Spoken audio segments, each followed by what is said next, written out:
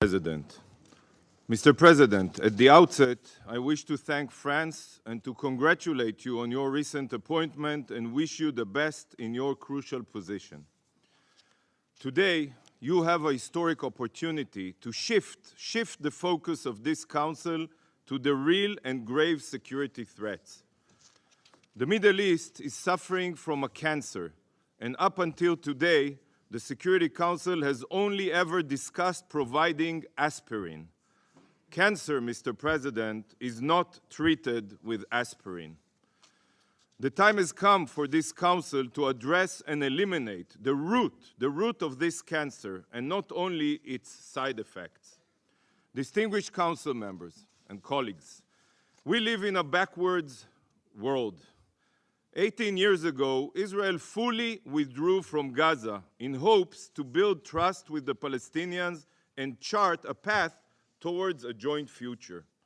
Instead, the Palestinians voted in the Hamas terror organization, and since then, under the UN's nose and its agencies, Hamas has exploited international aid and turned Gaza into the war machine that it is. Hamas dug hundreds of miles of terror tunnels and manufactured tens of thousands of rockets. Hamas did not hide its genocidal goals of annihilating Israel. The world knew this, the UN knew this. On October 7th, Hamas's agenda of Jewish genocide became a reality. My people were deliberately butchered. 1,200 murdered in a single day. 240 children, men, women, and the elderly taken hostage. This act of sheer evil was proportionally 20 times bigger than 9/11, 20 times. And Hamas leadership have publicly sworn to commit such massacre again and again and again until Israel is destroyed. Yet, shockingly, many here on the Security Council are advocating for a permanent ceasefire, while giving no thought to the implications. What do you think will happen if there is a ceasefire? I will tell you what will happen. Hamas will remain in power, they will regroup and rearm, and soon Israelis will face another attempted Holocaust. Is this the outcome you seek for all of us? That once again Israel will be forced to carry out another defensive operation in Gaza? Do you truly expect us to leave our hostages in Hamas terror tunnels? As long as Hamas remains in power, a very dark future is inevitable for all of us. How can you call for a ceasefire and mention a solution to the conflict at the same time? This is a complete oxymoron.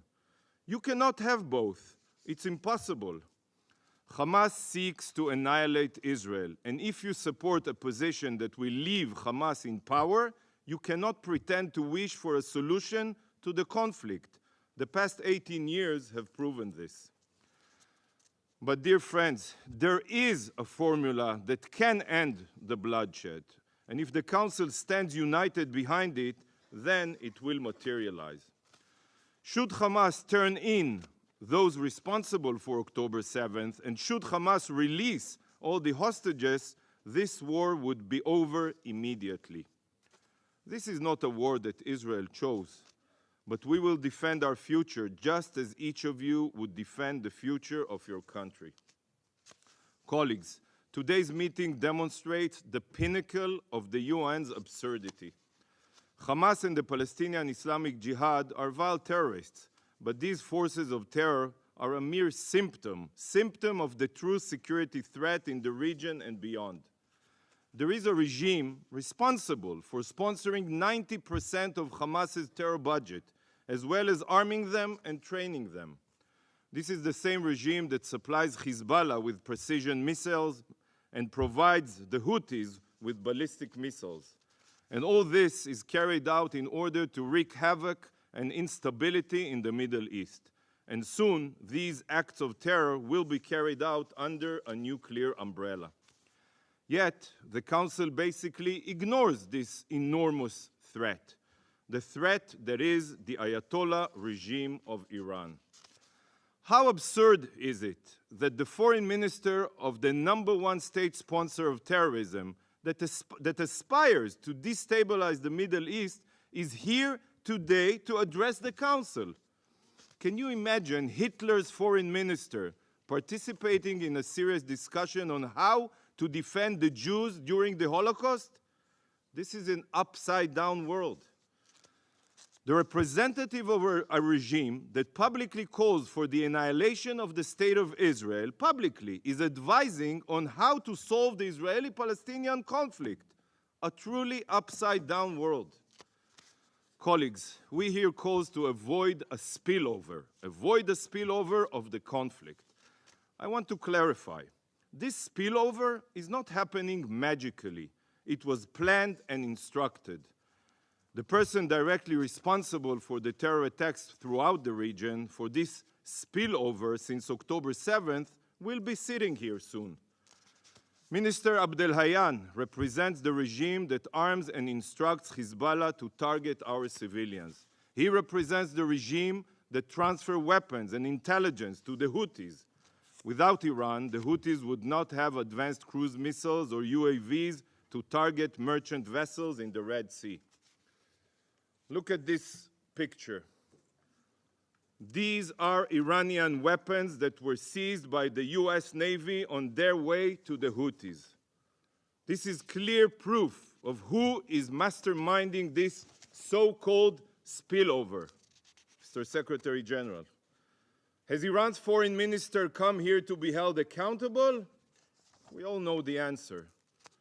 Iran always stands in the shadows and pulls the strings.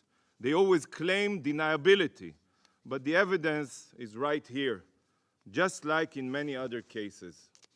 Will the Council finally address the real threat to regional security? Mr. President, every country in the region has been affected by Iran's tentacles of terror.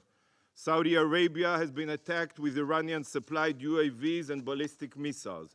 The United Arab Emirates suffered several drone and missile attacks on its soil, including a strike on the Abu Dhabi airport. And recent Iranian strikes in Iraq, Syria, and Pakistan are further proof that Iran will stop at nothing to expand its Shiite hegemony. In Lebanon, just as in Yemen, Iraq, and Syria, Iran is the architect of instability. Even the people of Iran themselves suffer daily, and you know it.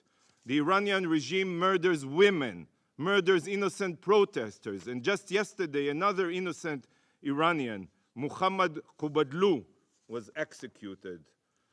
And while innocent Iranians swing from the gallows, Minister Abdelhayan will sit here and lecture us on the sanctity of human life. Iran is even responsible for arming and training the Polisario Front to carry out terror attacks in Morocco. And its hegemonic ambitions can be felt in Sudan, Mali, and Niger as well. But Iran's terror doesn't end only in the Middle East or Africa. Albania was hit with an Iranian cyber attack. And as we all know, Iranian drones are being used by Russia to kill civilians in Ukraine. Iran's terror will reach all of you. We all know this, even Russia, who collaborates with Iran. If the Council continues to focus only on providing aid to Gaza, which is truly important, it is important to provide aid to Gaza, but ignores the root of the dire threat to the Middle East and the world, the Iranian threat, then, Mr. President, our collective future will be a very dark, radical Shiite future. Thank you, Mr. President. Je remercie. I thank the representative of Israel for their statement. I shall now